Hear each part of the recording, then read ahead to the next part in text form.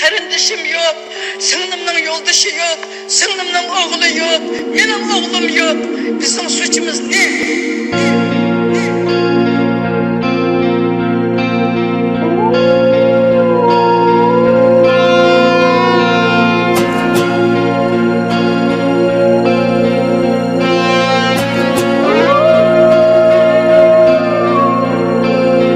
Görünmez bu yaş kök kök asmanda, ay yıldız hem yok, zulmet akşamda, güller hem sulgan, güller hem tılgan, bağımız dallı kabristanğa aylangan. Ümit üzülgen, armanlar ölgen, vahime basgan gül cahanni, bir mu insan yok avat şehirde, yürer temtire ruhsuz cesetler.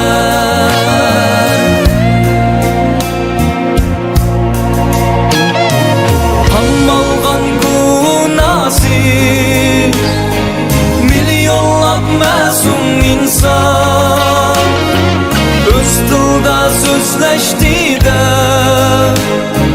terbiyeleştiken atlar, mecburlap öylünüptü sınırlarga zalim hayvan. Yalmavuzlar mutlu öyde, anılarga koşmak tutkal.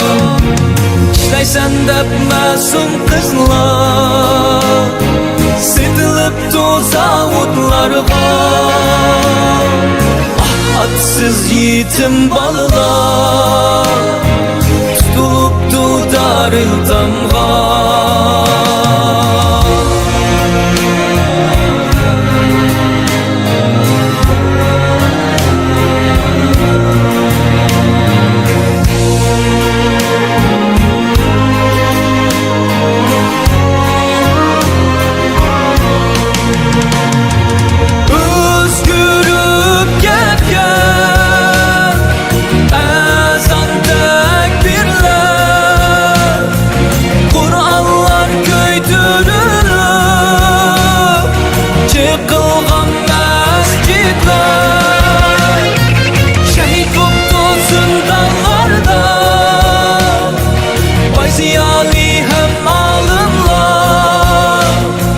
Sağlam yaşlar ezaleri setilip tukar bazada,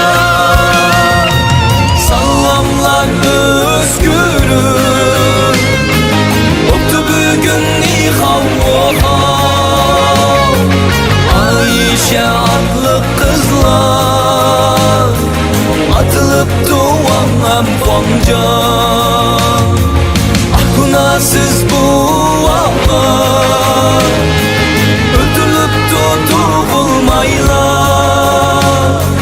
ahatsız yetim balalar donap ölgen kuchilarda.